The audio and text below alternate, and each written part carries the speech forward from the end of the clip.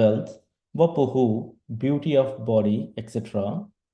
Vayaha, youth, kulaihi, with heritage, satham, of the pious, gunaihi, by such qualities, shadbihi, six, asattama itaraihi, having the opposite result to those who are not great souls, smritau, good sense, athayam, being lost, bhritamana dirdrishaha, blind due to pride, shadba, stabdaha, being proud, no, not. Pashyanti, see, he, for. Dhama, the glories. Bhuyasam, of the great souls. Translation and purport by His Divine Grace Srila Prabhupada Ki Jai. Translation. Although the six qualities, education, austerity, wealth, beauty, youth, and heritage are for the highly elevated, one who is proud of possessing them becomes blind, and thus he loses his good sense and cannot appreciate the glories of great personalities. Purport. It may be argued that since Daksha was very learned, wealthy, and austere, and had descended from a very exalted heritage, how could he be unnecessarily angry towards another? The answer is that when the qualities of good education, good parentage, beauty, and sufficient wealth are misplaced in a person who is puffed up by all these possessions, they produce a very bad result. Milk is a very nice food, but when milk is touched by an envious serpent, it becomes poisonous.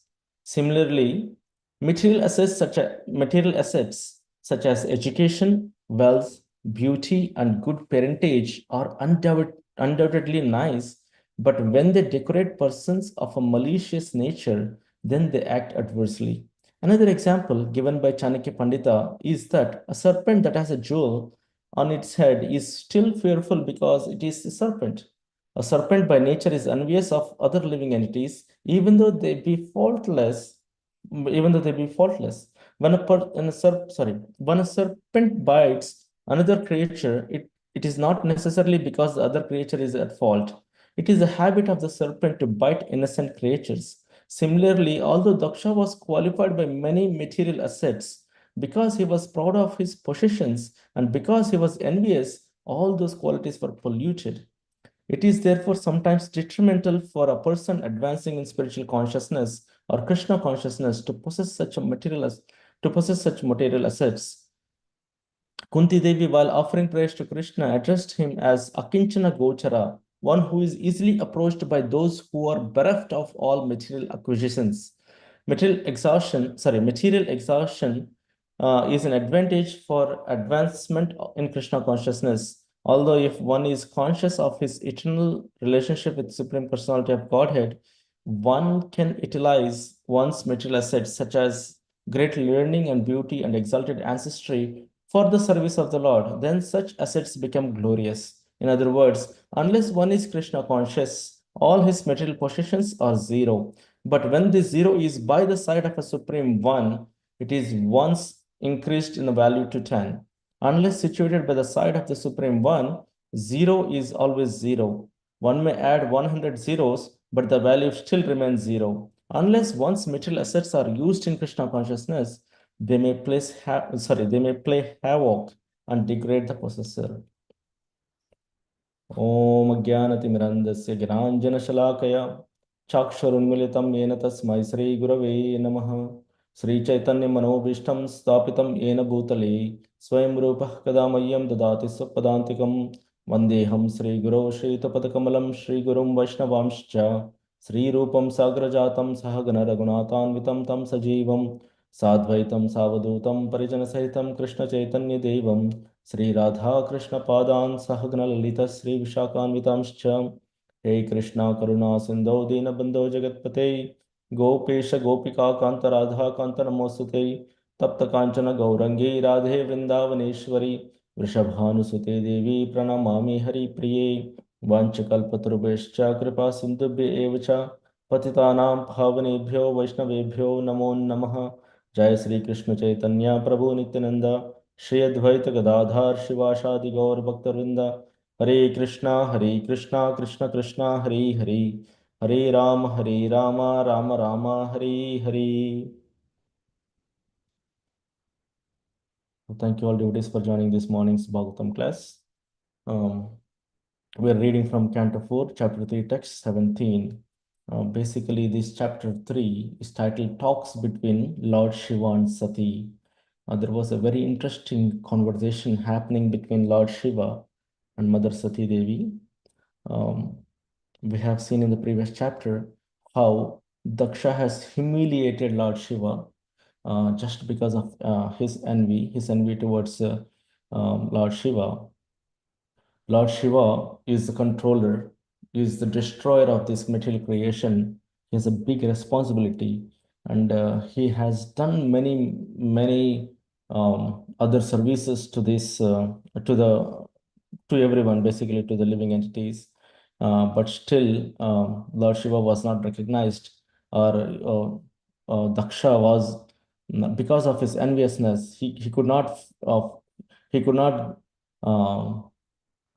could not find the value of Lord Shiva. He couldn't. He always thought he's my son-in-law, so he's inferior to me. That was his thought, and he blasphemed Lord Shiva and left and right with multiple things, saying that Lord Shiva has a monkey kind of eyes, and my daughter is very beautiful, and how can my daughter be married to the Lord Shiva? And he blasphemed left and right. He goes into the he Lord Shiva goes in the crematoriums. He lives in the crematoriums. He has all these ashes on his body, and then his followers are demons and whatever those goblins and other things. So all this happened because Daksha was not. Daksha was enraged because of the envy that he carried for Lord Shiva, and Lord Shiva was in meditation when Daksha Prajapati entered that assembly, and he didn't pay obeisances to, I mean, Lord Shiva didn't pay obeisances to Daksha Prajapati. So this is where the last chapter ended. Basically, there was cursing and counter cursing between the Brahmanas and the Lord Shiva followers. So eventually, Lord Shiva left that place because he could not bear. See, an intelligent person, when he cannot control the situation, he'll just walk out from there. So that's what Lord Shiva did. He didn't want to interfere. He didn't want to say anything, any word. He was upset with what was happening there, and he just left the place. So after that episode, now in this chapter we're talking, there are some talks. This chapter is about the talks between Lord Shiva and Mother Sati. So Daksha Prajapati has arranged for another fire sacrifice, right? And now the in the fire sacrifice, he has invited everyone. He was kinnaras, all living entities from all over the world, basically all over this universe. They were all traveling, and they were all going, passing through the Kailasha. And Mother Sati was heard the like from their talks. She got to know that Daksha Prajapati is arranging a big, huge fire sacrifice. It's like a festival, right? He has invited everyone except Daksha Prajapati invited everyone in this universe except Lord Shiva and his daughter Sati Devi. So what happens? Daughter will think, this is my family, and my father is still my father. So Mother Sati wants to go and attend that function, attend that fire sacrifice. It's like a reunion with the family. It's a reunion with the mother, sisters. So that's what she was expecting and thinking. And she approached Lord Shiva saying that, so I want to attend that fire sacrifice. That was a proposal she put in the previous verses in this chapter. But now this verse is a very beautiful verse, a very important verse for everyone to understand. And the next verse also, there's a couple of verses from now on is a good lesson on when to attend, when not to attend. What is this verse specifically speak about the pride. What would pride do to a person? But in the next verse, it will tell you what um, when to visit a people, like if you visit a guests, like if you want to visit a house, if the host looks at you with a raised eyebrows, or like with envy, then it's not, even though um, even though they invite you, it's not good to go to that place. So that kind of instructions we get in the following verses. But this verse is very important because it talks about material opulences. Even having the material opulences, what will happen? What is the use of material appliances if the material appliances with because what is the use of material appliances if these material appliances are bringing pride in us or nurturing pride in us? What's the use of these material appliances? So that's what Lord Shiva is mentioning. Lord Shiva is mentioning that vidya tapo vitta vapur vaha vayah kulaihi. So he's talking about the six qualities. What are the six qualities? Vidya, tapa, vitta, vapur, vayah, kula. So vidya is education, tapa is austerities, vitta is wealth, vaphu is beautiful body and other things, and vayaha is youthfulness, and kula, taking birth in a great family. So these six things are very good to have. But the problem is, like, if this happens to be to if these three six things are bringing in pride in us, right? Then how good are they? They're gonna destroy our bhakti, and they're going to take us out from. At least they don't make us behave like a human being, at least like a human being, right? So what's the use of those things? So vidya tapo vitta tap vapur vayah kulaihi satam gunaihi shadbir asattametaraihi. So although the six qualities, sorry, although the six qualities, education, austerity, wealth, beauty, youth, and heritage, are for highly elevated, one who is proud of possessing them becomes blind, right? And thus he loses his good sense and cannot appreciate the glories of great personalities. So Lord Shiva is saying this to Mother Sati. So, and this is in the context of her father. So now, let's see, although the six qualities, the first quality mentioned is vidya, education. So the other day we see that when Krishna Balaram and Gopas, they were very hungry in the forests of Vrindavan. Lord Krishna asked Gopas to go and ask for food from the Brahmanas who were performing the fire sacrifice. So they were the Brahman, these few boys, they went saying that they went and they started asking for food, right? They were hesitant and they were like, excuse me, sir, can you give something? But these Brahmanas were so busy in their mantras, they forgot, or they didn't even hear. Maybe if they heard, they also ignored that small, feeble voices of these gopas who were hungry, right? They were busy with their mantras. So they are well-educated Brahmanas.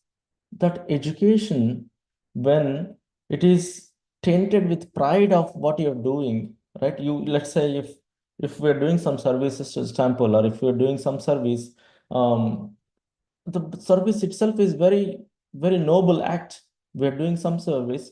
Let's say you're chanting some 16 rounds every day in the early morning, but that 16 chanting of 16 rounds early in the morning should not bring pride in us, like I'm the one who's going to do, no one else is doing. If we start finding faults, then that service or that seva or that activity what we are performing, which was supposed to be noble, will degrade us. So that's where it happened. So these Brahmanas, they are proud of their activity. They don't they're they thought these gopas are small little boys, and they don't have to stop for them, or they don't have to talk to them, because they're doing much better or much nobler act than addressing those kids.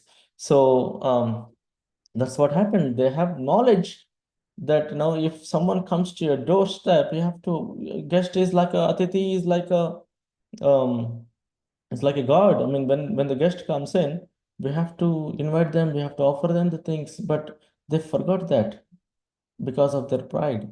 Knowledge is there, but they forgot. But At the same time, when Gopas went back with empty hands, empty-handed, then Krishna sent them back, saying that now go and tell the Brahmana Patnis, the wives of Brahmanas, that Krishna and Balram are hungry. So please give us some food. So then they went. Also these Gopas went back, and the moment they heard that Krishna and Balram are hungry, they started packing whatever they had, all the food items, all the sweets, whatever they had, they packed and started running. They didn't even see, for a woman to leave the house, matter of fact, for anyone to leave the house, they have to take the permission, inform the person, other person who is living in the house, right? But in this case, these women, they like Brahmana Patnis, they didn't have to take permission. They didn't even take permission from the Brahmanas. They started running towards Krishna and Balram. That is a love. That is a real knowledge. That is a real learning what we're talking about here, right? So knowledge of what to do and how to do, being specific on, I know 700 verses of Bhagavad Gita, or I know I can chant other prayers, and that's not the real knowledge. The real knowledge is like, how are you implementing? What is your behavior? What are we doing with that knowledge? So that's a real asset. That is a real thing to have. So that's where these brahmanas, they lost the plot, and Brahmana Patnis got blessings of Krishna Balram. So that is Vidya. So even though these brahmanas were educated, because of their pride, they lost they didn't recognize Krishna and Balram. So what good is that education? Even though, like, any service, that's for us, for all of us, if we are doing some activity, and if we have proud, if we develop proud of, or pride of what we're doing, um, and started ignoring, and starts ignoring other people, and start ignoring the feelings of others, without any sensitivity, then that kind of actor, that kind of service is no good. Okay. Now the tapa is austerity. The second of quality which Lord Shiva mentions is tapaha. So we have seen tapaha. There are many rakshasas who have performed austerities. If you remember, Hiranyakashipu was standing on one leg, raising his hands towards the sky, and he was praying to Brahmaji, right? He was praying to Brahmaji for thousands of years. He was praying to Brahmaji with meditation. With his body was completely eaten away by the ants or worms. That's what Bhagavatam says. So his body was, there is no body. It's just a sound, just a soul living in there. And that soul was producing the sounds and mantras of, or prayers for Brahmaji. Only it's all covered up by the ant hills, and he was not there. That is the kind of austerity he performed. Austerities by themselves are very, very good. Like the austerity performed by Dhruv Maharaj. The austerities performed by Dhruv Maharaj, if you see, compared with the austerities performed by Hiranyakashipu, it's a vast difference. How? Because Dhruv Maharaj's austerities were blessed by the Guru. Narada Muni came, and he tested him. After the testing, Narada Muni mentioned, it's okay, okay. You chant this mantra. It was blessed by Narada Muni. So that austerities Dhruva Maharaj also performed. When Dhruva Maharaj was performing the austerities, he stopped eating, then he stopped drinking, then he stopped breathing. So when austerity performed um, with such a great intensity, and which that austerity can create a power to stop the world, to stop the functionality of the world. That's where Vishnu had to come down immediately. There was no, yeah, it was very hard for Vishnu not to come. Like Lord Vishnu, I think this is the quickest time, quickest darshan anyone got in this world, of Lord Vishnu, right? quickly. That was within 6 months. He was able to see the Lord. So that's very quick. But the austerities performed by Hiranyakashipu were after the boons he got. What happened? He got pride. He developed pride with the boons, and he started reversing all the laws and of this material nature, and he started controlling unnecessarily, controlling the demigods and everyone. So he made havoc of everything. So what is the use of such an austerity? Austerity by nature is a very good quality. Like Dhruva Maharaj who performed austerities, it was very good. He got Lord Vishnu. But when the austerity performed by Hiranyakashipu, that's not good. That's not useful, right? So then wealth, with wealth, for the wealth, we can have some example. Yeah, so for the wealth, you remember Manigriva and Nalakuvara are the sons of Kuvera. Kuvera is the treasurer of the demigods.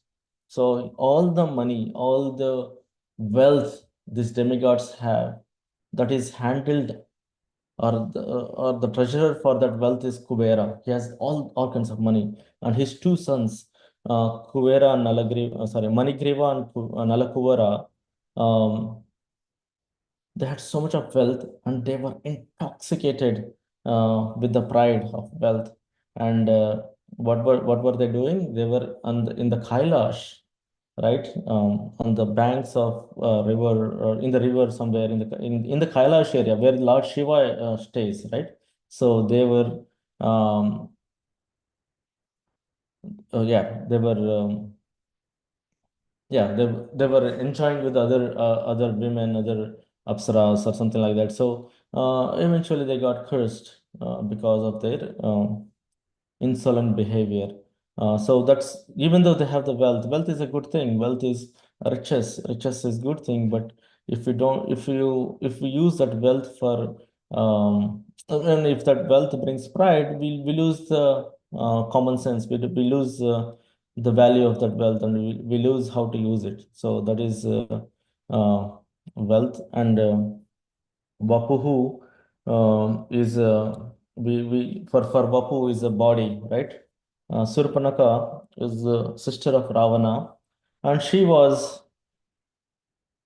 she she, she can turn into any body. She got a beautiful body, right? She turned herself into a beautiful with a Apsara kind of a body, and she tried to entice Lord Rama.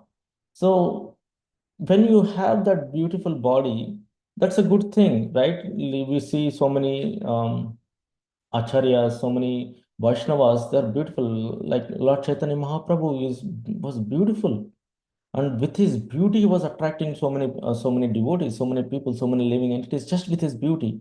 But that same beauty, if you use it for wrong, if that beauty brings pride in us, then there is no hope. Then we're gonna create a havoc. Same thing happened with Surpanaka. What happened with Surpanaka got a beautiful body, she got pride, and she became crazy or mad, just in front of his wife. Lord Mother Sita was there.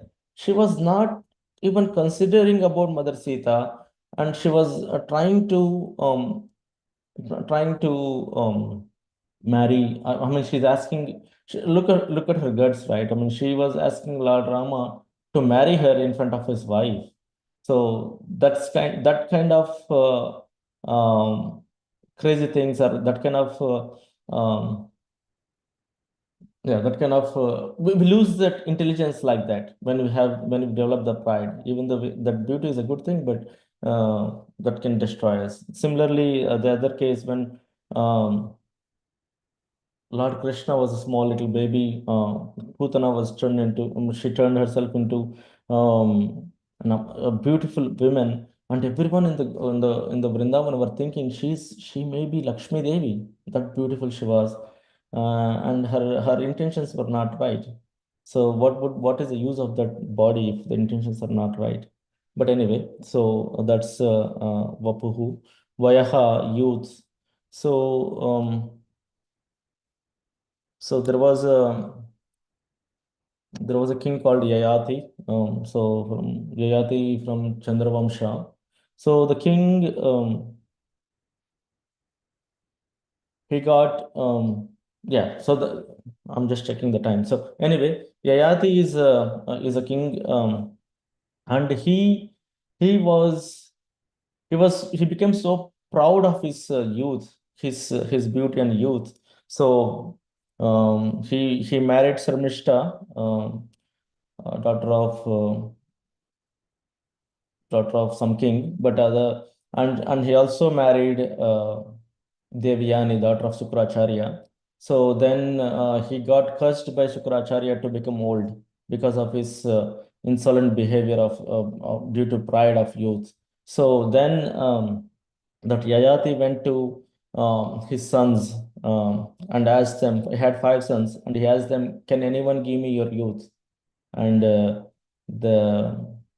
no one accepted for it except the little one, the smallest one, who is Puru, King Puru. That's why King Puru became the king later. But that's the story. Basically, what we're trying to understand here is like the youth is useful. The youth, what we have seen in the ISKCON movement, when Srila Prabhupada came in, this youth are the one who helped progress this ISKCON. All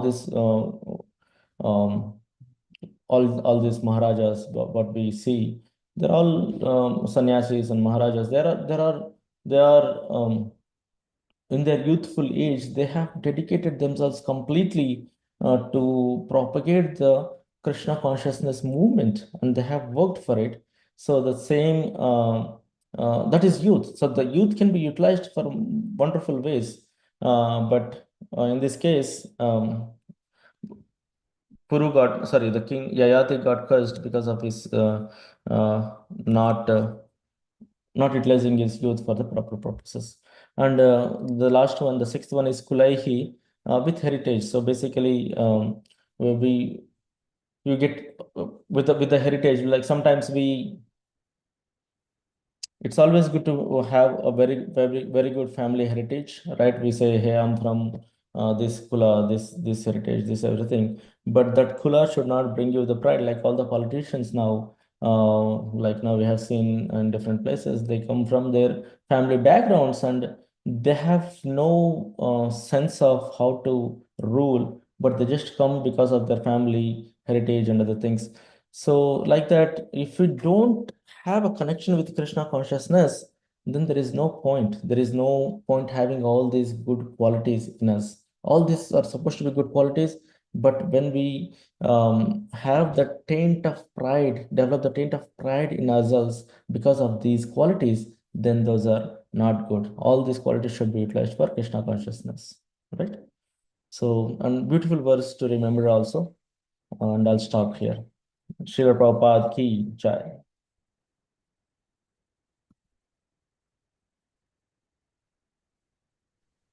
Thank you, Harikisha Prabhu. We'd like to wish everybody a safe and Krishna conscious day and weekend ahead.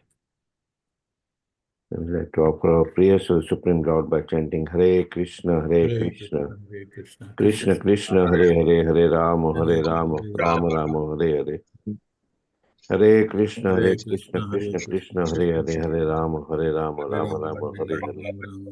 Hare Krishna, Krishna Krishna, Hare Hare, Hare Rama, Rama Rama, Hare Hare.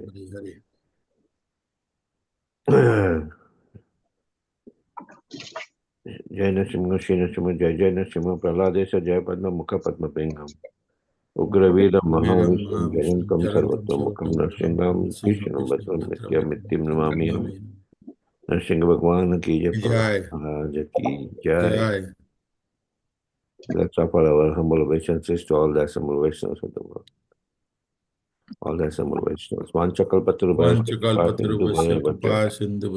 Patitanam Pavane Vaishnavebhyo Namo Namah. Vaishnavinda ki Jai. Srimad Bhagavatam ki Jai. Srila Prabhupada ki Jai. Gaur Premanande. Thank you, everybody. Thank you, Hare Krishna. Thank you. Hare Krishna. Thank you, everyone.